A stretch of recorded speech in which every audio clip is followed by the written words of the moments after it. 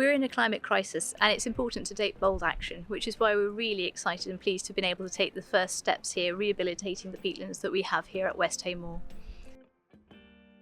Last winter has been the final phase of a 2-year project which has seen the restoration of over 24 hectares of peatland remaining here at Westhay Moor National Nature Reserve. Peatlands are a kind of wetland.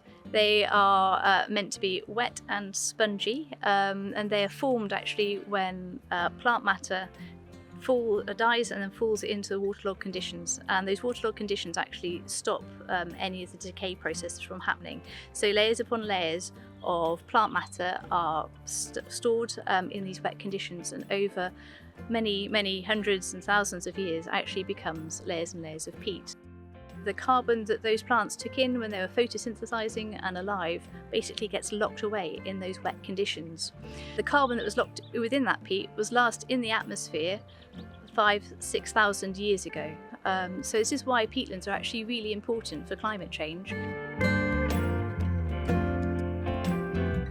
So at Westhay Moor we have one of the largest remaining remnants of lowland raised bog in the southwest, so it's quite a rare but very important habitat. In a happy and healthy state it should be covered in sphagnum with the little insectivorous sundew.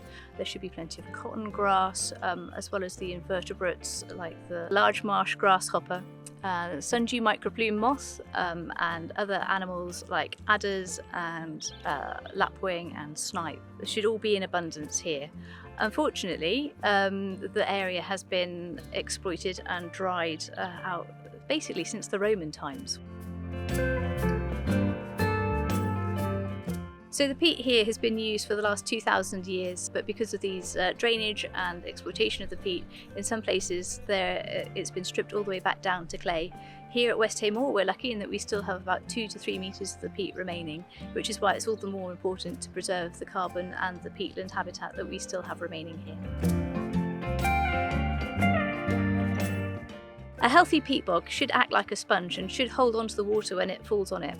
Unfortunately, due to the centuries of drainage and peat removal from the site here, we've got a peat bog that is actually drying out, and we have lots of non-target species coming in like scrub and bramble and bracken.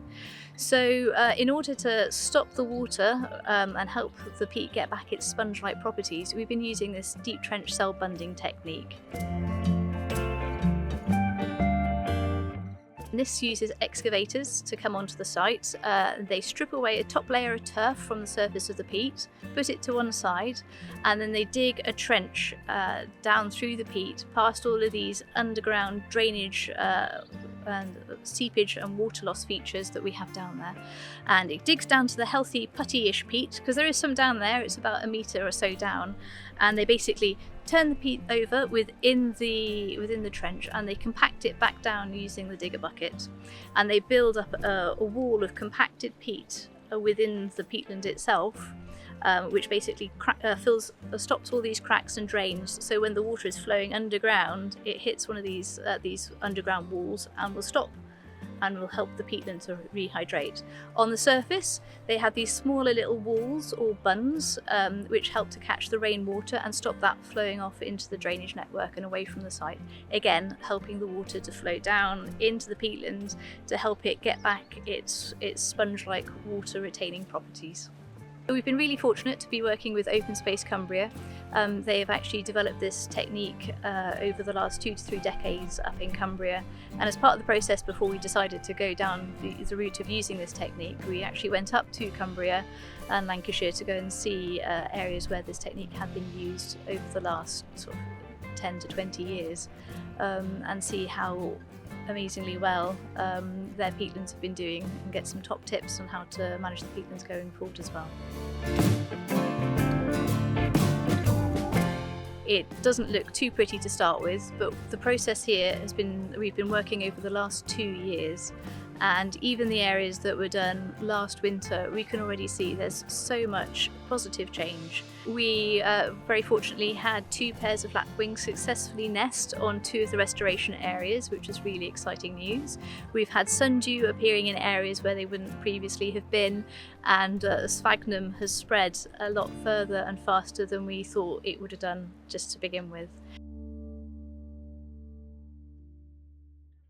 In terms of monitoring the success of the project work that's been undertaken here, we've got a network of water level monitoring wells around the site which are being downloaded and reviewed and looked at over time.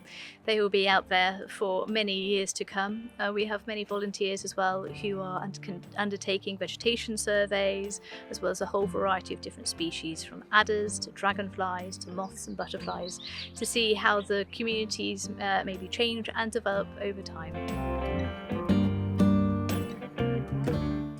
As part of the works here, we've also been doing some sphagnum planting with some volunteer groups. We've had Richard Hewish College students out learning about peatlands as part of their environmental science courses. We've had some Cub Scouts out working towards their conservation badges as well. And it's been really great to see young people and older as well really finding out more about our peatlands and how important they are for both climate and biodiversity as part of the project.